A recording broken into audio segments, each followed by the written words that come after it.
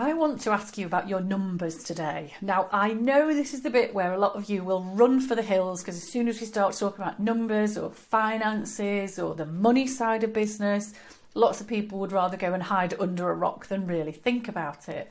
But what I always find is the more clarity and control that you have over the financial side of your business, the more understanding you have about your money, the more that you will feel like a real business owner. You're going to feel competent, you're going to feel professional, you're going to feel like you really know what you're doing. So getting a handle on your numbers is really important. And one of the really juicy areas that I love working on with clients is starting to forecast your income. Now, it's always a really interesting area because lots of people will say to me, my income is so up and down, this is just complete guesswork, so what's the point? And you may well find that when you first start to forecast your income, it probably does feel like guesswork, particularly if you're in the early days of business, because at that stage you don't have a lot of data behind you, you don't have a lot of evidence. So it is very much a best case guess. But the beauty of that is once you start to put this in place, then you will start to actually build that bank of data for yourself. And when you do this consistently, you then start to be able to make informed guesstimates. And then you get to the stage where you're working with data, you're working with evidence rather than just I don't know, how long is a piece of string? And that can then start to actually direct your decisions and direct your marketing and different things like that. So you don't need to do anything super complicated to forecast your income. An Excel spreadsheet is an absolutely brilliant way to do this. In fact, I have a really good income forecasting spreadsheet. So if you'd like a copy of that, just get in touch and I will happily share it.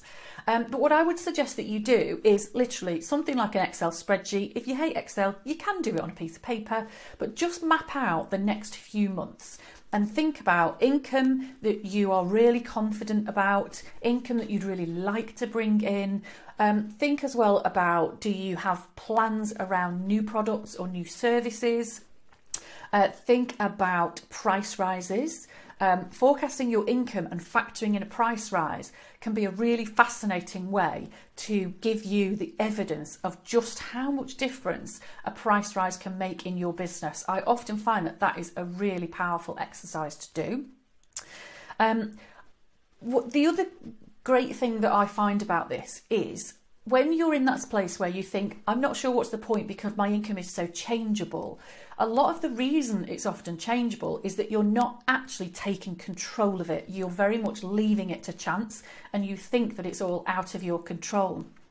But what happens is once you start to forecast your income or even forecast the income that you would like to bring in, that then starts to influence your decisions. So you can look at next month and say, okay, so next month I said I'm going to bring in 2 new one-to-one clients. So now you need to start thinking about what's the marketing I need to do next month to generate those new clients? Who's already in my pipeline that I ought to follow up with? What kind of networking should I be doing? Who's perhaps got a referral for me?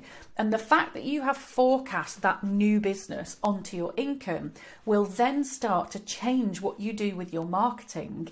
And that makes it far more likely that you will generate the income that you forecast. So it's actually a beautiful spiral that the more you get into this, the more it will drive the business and the truer and more genuine it will become. So there are massive benefits to forecasting your income.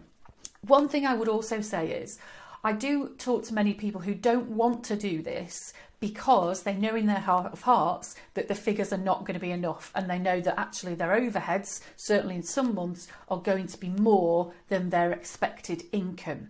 And what I see a lot of the time is when that happens, people stick their head in the sand. And they really try very hard not to do this forecasting stuff. But when they pull their head out of the sand and do the forecasting stuff, then what they get is absolute clarity. So even if your income forecast says you're not going to generate enough income, it will tell you how much you're short. And then you can look at, what does that mean I need to sell? How many more customers? Buying what? At which price?